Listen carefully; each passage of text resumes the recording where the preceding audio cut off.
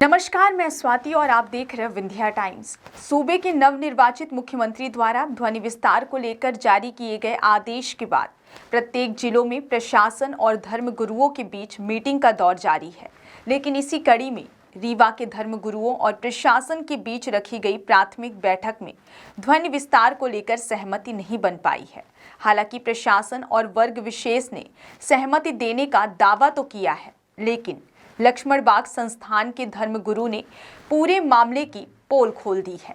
बताया गया है कि धर्म विशेष के गुरु ने रात 10 से सुबह 6 बजे तक ध्वनि विस्तार यंत्र से निकलने वाली आवाज को लेकर लगाए गए प्रतिबंध को लेकर अपनी आपत्ति दर्ज कराई है। अल्पसंख्यक समुदाय के गुरु ने अपने धर्म में सुबह 5 बजे होने वाली अजान को लेकर अपना तर्क दिया, जिस पर मीटिंग में मौजूद एसडीएम और नगर पुलिस अधीक्षक ने वर्ग विशेष के धर्मगुरु को जिला कलेक्टर से मिलकर अपना तर्क रखने की बात कही है।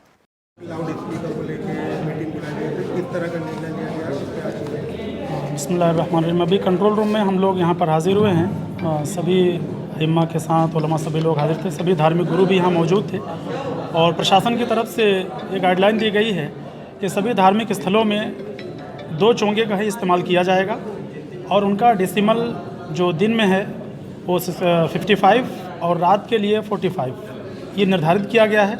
इसी के अनुसार जो है वो अपने अपने धार्मिक स्थलों में जो परमानेंट जहाँ पर होते हैं उनको इस्तेमाल करेंगे। साथ ही साथ उसकी जो परमिशन है वो अपने संबंधित अधिकारी एसडीएम के पास वो परमिशन भी लेंगे। उसके यानी कि एक इन्फॉर्मेशन देना है कि हमारे यहाँ अजान होती है, इतने वक्त होती है और इतने हमारे यहाँ चोंगे लगे हुए हैं। हर मस्जिद के ज़िम्मेदारान वो दे देंगे।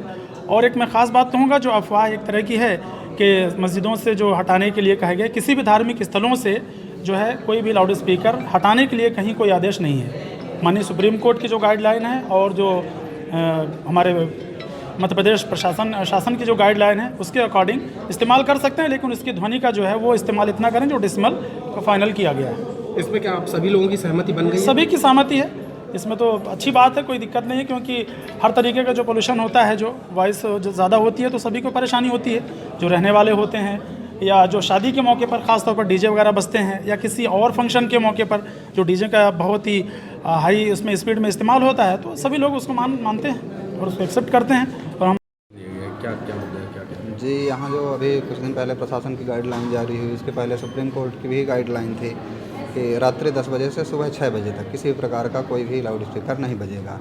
उसके अलावा दिन में एक मापदंड निर्धारित की गई है कि एक धार्मिक स्थल में 2 लाउड स्पीकर लग सकते हैं और वो भी सीमित आवाज़ में बजाए जा सकते हैं। अलग से कोई भी धार्मिक आयोजन करना है, जैसे भागवत कथा, राम कथा इत्यादि जो, तो उसके लिए प्रशासन से अलग से अनुमति लेनी पड़ेगी और प्रशासन जब अनुमति प्रदान करेगा तभी धार्मिक कार्य कर सकते हैं लाउड स्पीकर लगा के। यह अभी आज आप लोगों को बुलाया गया था, क्या इसमें सभी समुदायों की सहमति बन पाई है प्रशासन से? अभी कुछ अन्य समुदाय वाले जो हैं, जो 5 बजे सुबह के 5 बजे अजान इत्यादि करते हैं, दिन में वो मांग कर रहे थे प्रशासन से, जो कि रात्रि 10 से सुबह 6 बजे तक बिल्कुल प्रतिबंधित है।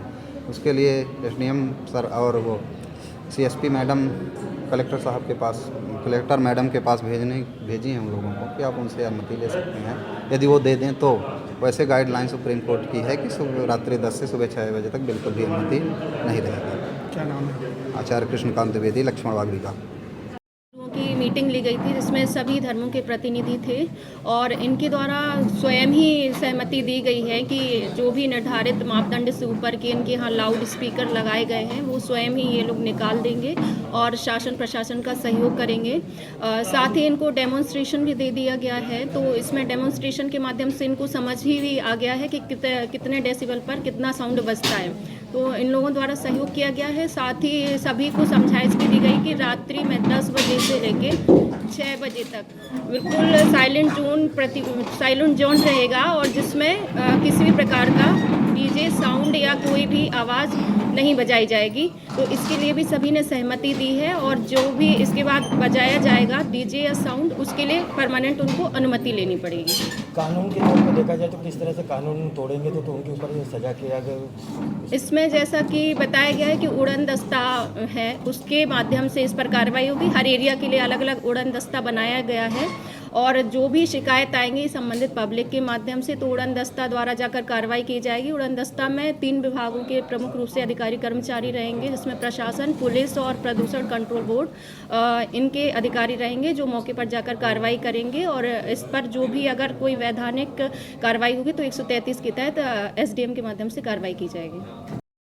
माप लगाया गया है लाउड स्पीकर को लेकर, क्या समझा इसमें, किस तरह के समझे? इसमें जो धर्म गुरुओं को हमने आज यहाँ पर बुला के इस चीज़ की समझाइश दी है कि जो हमारे रेगुलर बजने वाले और आयोजनों में बजने वाले जो ध्वनि है उसकी तीव्रता कितनी होनी चाहिए, इनको यहाँ पर एक डेमोस्ट्रेशन जो हमारे यहाँ पर जो क्षेत्रीय कार्यालय है प्रदूषण नियंत्रण बोर्ड का, उनके अधिकारियों को बुला के, वैज्ञानिकों को बुला के ये भी समझाइश दी गई है कि इतनी तीव्रता के साउंड ही बजाए जाएं और उसके लिए जो शासन ने भी सर्कुलर लागू किया है इसको शब्दशः पालन करना है।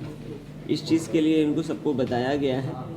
और साथ ही साथ जो विभिन्न आयोजन होते हैं उसमें 2 डीजे और लाउड स्पीकर को अनुमति के साथ में अलाउ करने का जो नियम है वो, और साथ ही साथ इसमें जो ध्वनि प्रदूषण अधिनियम के अंतर्गत जो धाराएं हैं उनका पालन करने और उनको पालन ना करने पर दंडात्मक कार्रवाई करने, और जो सुप्रीम कोर्ट की ध्वनि प्रदूषण को लेकर जो विभिन्न तरीके की गाइडलाइन जारी की गई हैं उनके विषय में इनको बताया गया है। जिस तरह से देखने को आया कि मशीन में 76 मापदंड दिखाया गया, उसकी क्या समझ था कि किस तरह से इन लोगों ने सपोर्ट किया आपका? अलग अलग जगह पर साउंड की जो डेसिबल है वो अलग अलग निर्धारित की गई है। Commercial area, residential area, industrial area और साइलेंस जोन, ऐसे 4 तरीके के जोन बनाए गए हैं और वहाँ पर कितने डेसिबल का साउंड बजेगा इसको भी निर्धारित कर दिया गया है, वो भी दिन में और रात्रि के समय कितना साउंड होना चाहिए। तो अभी हमने इनको जो डेमोस्ट्रेशन दिखाया है उसमें ये देखने में आ रहा है कि यहाँ पर, क्योंकि हर एक परिसर में और क्षेत्र पे डिसाइड होगा कि कहाँ कहाँ पर साउंड बॉक्स कैसे कैसे लगे हैं, उसके लिए हमारा उड़नदस्ता दल जो है वो जगह जगह जाएगा और उनकी मीटर सेट कर देगा कि इतने साउंड पे, इतने नंबर पे बजाने पर आपका ये डेसिबल सेट हो जाता है और वो नियम के अकॉर्डिंग हम उसको सेट करवा देंगे हर जगह पे।